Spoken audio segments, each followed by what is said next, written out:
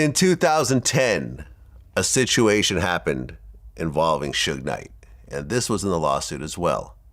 She said on one occasion when Diddy and Cassie were at home doing drugs, one of the security barged in and announced that Suge Knight was spotted at Mel's drive-in diner in L.A. She said Diddy got dressed, retrieved multiple guns from the safe, and ran out to where, Suge Knight was. Cassie said she was terrified and began to cry, as he grabbed all these guns and this whole situation occurred. Now, you were actually involved in this. No, I wasn't actually involved in this. I was at the house. Okay. So, how were you involved in this situation? In this situation right here, I was Diddy's security at that particular time. Were you the security that barged in to tell him? No, at that particular time, I believe it was D-Rock. Okay. So what happened was, because I came in, my flight was 6 a.m. that same morning. So when I came in at 6 a.m. in the morning, when I got into the house, Diddy ran up on me, yeah, nigga, you heard what happened last night, right? I said, what happened last night? He said, man, we was about to give it to Suge. I said, what happened? So he said, at nighttime, Diddy would ask for burgers in the middle of the night. You know what I'm saying? So at 3, 4 in the morning, he had an assistant named David, who was the assistant, and D-Rock was the security. Suge knows D-Rock from Biggie days. Yeah, that was Biggie's man. Right. Yeah. So they pulled into Mel's Diner, and Suge and them pulled into Mel's Diner at the same time. So when D-Rock opened up his door, Suge opened up his door, and they was facing each other.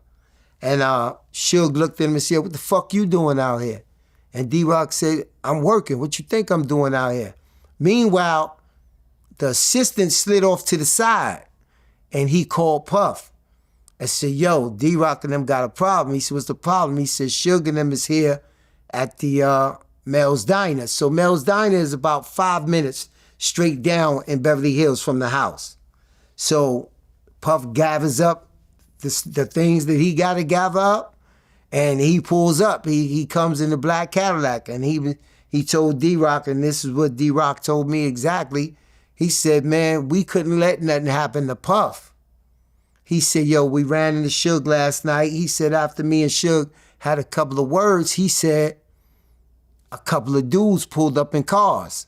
And he said, Suge grabbed the little dude by his arm and was whispering to him, and the dude was looking back. But he stayed in the light so that couldn't nothing happen. And Puff pulled up in the Cadillac truck. And when he pulled up in the Cadillac truck, they got in the truck. And he was like, yo, let's end this shit right now. Wait, Suge and Puff got in the truck together? No. Diddy pulled up in the Cadillac truck. Uh-huh. And D-Rock got inside the truck. Got it. And Puff said, yo, let's end this shit right now. I think it was D-Rock, and if I'm not mistaken, it was Rube.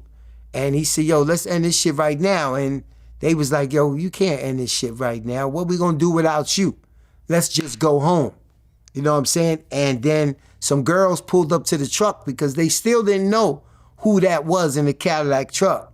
So some girls pulled up in a convertible Bentley next to the truck trying to get them to open the window. And Rube told him, like, don't open that window. He said, they just trying to see who's in this truck. But it was Puff inside the truck. And then they went back to the house.